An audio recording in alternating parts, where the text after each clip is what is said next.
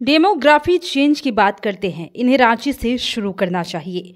रांची में जो डेमोग्राफी बदली है और यहाँ मूल निवासी आदिवासी कालीन में जैसे गंदगी को समेटा जाता है, धूल को कालीन के नीचे ढक दिया जाता है, उस तरह से इन लोगों ने यहाँ के आदिवासी मूल निवासी को कहीं कोना खोमचा झुग्गियों में धकेल के रख दिया है।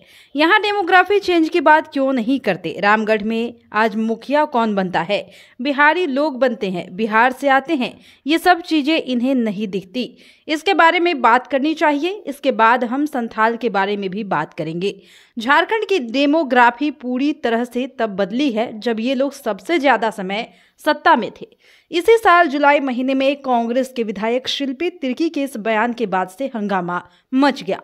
कांग्रेस पार्टी ने खुद को उनके बयान से अलग कर लिया। खैर, शिल्पी के बयान के आगे बढ़ते हैं और ये समझने की कोशिश करते हैं कि 15 नवंबर 2000 में बिहार के 18 जिलों से अलग होकर देश का 28वां राज्य बना झारखंड क्या वाकई में अब तक बिहार की छाया में है या कभी बिहार की छाया में रहा ही नहीं?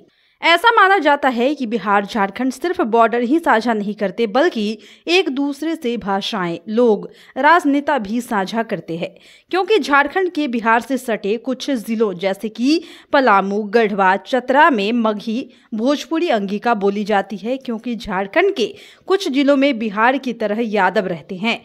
क्योंकि जब झारखंड बन रहा था तब लालू वहां के पहले सीएम को बनाने के लिए जोर तोड़ कर रहे थे, क्योंकि दोनों राज्यों में ओबीसी पॉपुलेशन 50% से ज्यादा है। 2011 की गणना बताती है कि बिहार के 14% से ज्यादा लोग झारखंड में बस गए।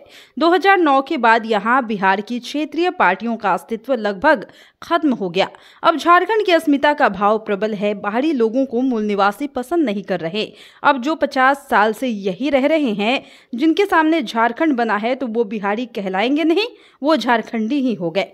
झारखंड में खनिज संपदा है, बड़े पैमाने पर वहां फैक्ट्रियां लगी। पहले के वक्त में आदिवासी नौकरी करने के बजाय खेती बाड़ी ज्यादा करते थे, इसलिए मजदूरों की किल्लत थी। ऐसे में बिहार और कई दूसरे राज्यों से तमाम लोग नौकरी के लिए झारखंड पहुंचे, फिर वहीं पर बस कर रह गए। बिहार की राजनीतिक पार्टियां इसी इक्वेशन का फायदा लेना चाहती है, पार्टियों को अपना दायरा बढ़ाना चाहती है, लेकिन झारखंड ने बिहार की पार्टियों को कभी भी स्वीकार नहीं किया। इन पार्टियों का झारखंड में कितना प्रभाव है उसे आंकड़ों से भी समझा जा सकता है। 2005 में नीतीश कुमार की जदयू 18 सीटों पर चुनाव लड़ी और 6 सीटें जीती, 4% वोट मिले। इसी तरह लालू यादव की आरजेडी 48 सीटों पर चुनाव लड़ी और 5 सीटें जीती, यानी कि 8% वोट मिले।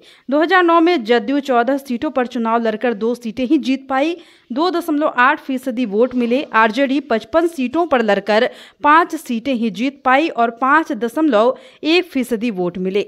वहीं 2014 में जदयू 4 सीटों पर लड़ी, एक भी सीट नहीं जीती, वहीं 0.8% वोट मिले थे।